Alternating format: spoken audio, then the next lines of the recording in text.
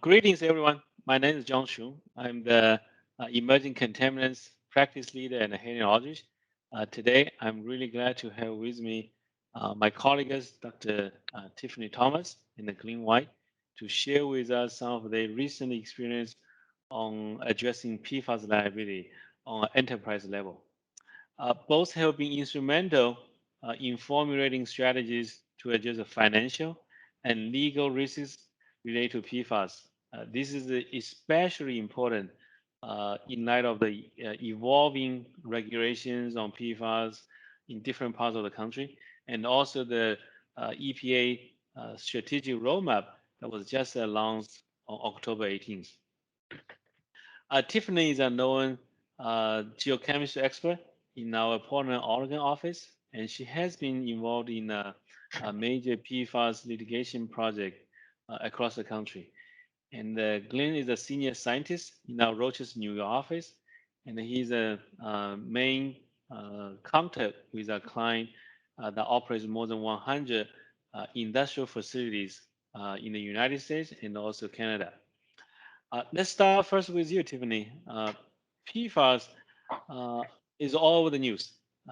From your experience, what are some uncertainties surrounding PFAS, uncertainty and the concerns surrounding PFAS, and what are those impacts to various industries related to PFAS? Well, Sean, as you know, we work with a wide variety of industries and market sectors, and each has their own unique perspective on PFAS and their possible liabilities. For example, industries with high profile PFAS usage, such as those that might have used aqueous film forming foam or AFFF, or incorporated PFAS into their products, are worried about possible lawsuits and financial repercussions. Others are worried about unknown historical usage or that they might be perceived as the source just because they're in a PFAS impacted area. So, especially now with the release of the new EPA PFAS Strategic Roadmap, we're starting to get a better handle on the scope of planned and potential regulatory measures, and they represent a wide range of repercussions. But I'd say that the universal theme is the anxiety of uncertainty. Now that we have a better idea of the scope of federal actions, most clients don't know the true extent and impact of these proposed federal and state regulations. The roadmap also still leaves us wondering if PFAS will be treated like other contaminant classes. Will we regulate total PFAS or individual constituents? And we just don't know. And on top of that, the science of PFAS is continuing to evolve. New fate and transport pathways like atmospheric deposition, new non target PFAS compounds being detected in environmental samples, new human health and ecotox studies, new remedial technologies. The more we learn, the more we realize just how much we don't know. And that can be very scary for the industry. It's interesting that you mentioned the uncertainty, Tiffany, because that is definitely a hurdle of our industry. Can you share with us some approaches that you use to help clients address that uncertainty and how to minimize the anxiety that may arise from these uncertainties? Well, like I said, there is a lot we just don't know about PFAS and so many developments that are advancing our overall understanding of PFAS on multiple fronts. I mean, as you know, John and Glenn, it is quite literally a full time job to monitor all of the regulatory, technical, and legal developments in real time. And that's why we need to consider PFAS holistically. We need to evaluate all these moving parts in concert because PFAS ramifications can affect site operations, regulatory compliance, liability assessments, public perception. I mean, the list goes on. Those sorts of far reaching impacts affect multiple departments and requires enterprise level support to really understand how all these pieces work together and craft a management strategy that seeks to understand and bound that uncertainty. Ultimately, the goal must become to minimize business risk associated with the uncertainty, homogenize the corporate response across multiple departments and geographic regions. Really understanding how these changes may affect future planning, regulatory responses, et cetera, requires a depth of knowledge and expertise that's rarely available in house in most business sectors. Great, great. Thanks for sharing, Tiffany. Now to you, Glenn. Tiffany mentioned about business risks, and I understand that one of your clients recently had concerns about PFAS in their facilities and also in the industrial waste. And they reach out to you, ask for your help to develop a strategy on enterprise level to address PFAS liabilities. What was different about this client's request? Well, as you mentioned, John, my client is deeply concerned about the potential presence of PFAS in their industrial wastes. It's an issue that's specifically mentioned in the recent EPA PFAS Strategic Roadmap.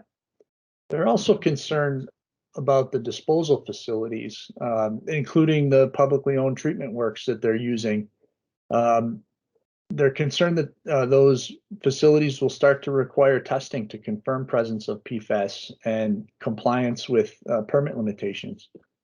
So if my client was required to further treat waste, it would have a significant financial impact on their business. It's aligned with what Tiffany mentioned about business risk.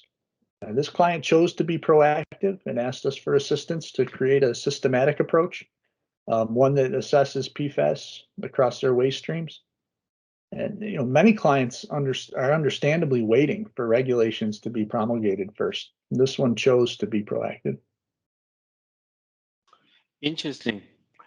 Glenn, can you share with us generally what you and your team did to help this client to address these uncertainties surrounding PFAS?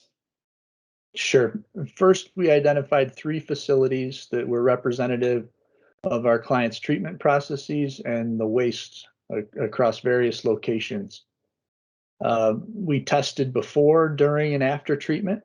And the before treatment was particularly important because we detected PFAS in the municipal water that they use in their process.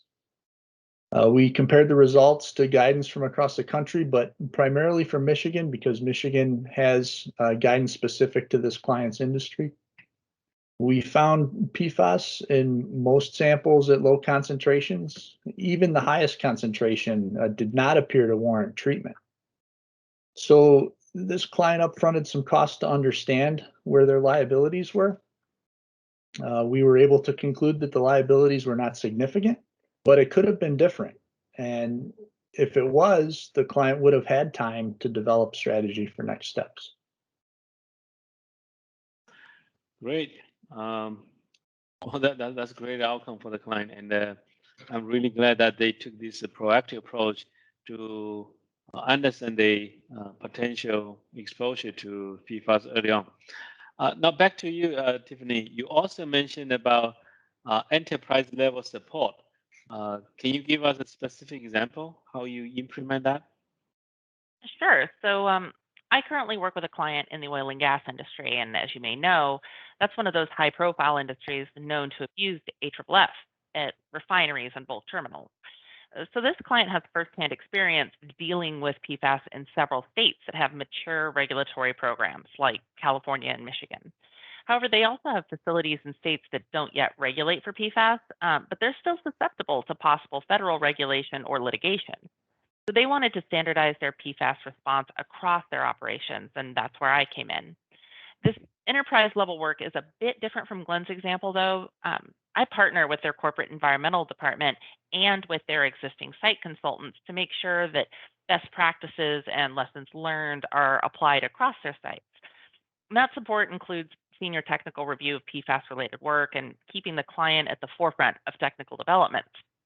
But I also work with their legal department to address PFAS related concerns from a legal and potential risk perspective, which in this case is similar to Glenn's example.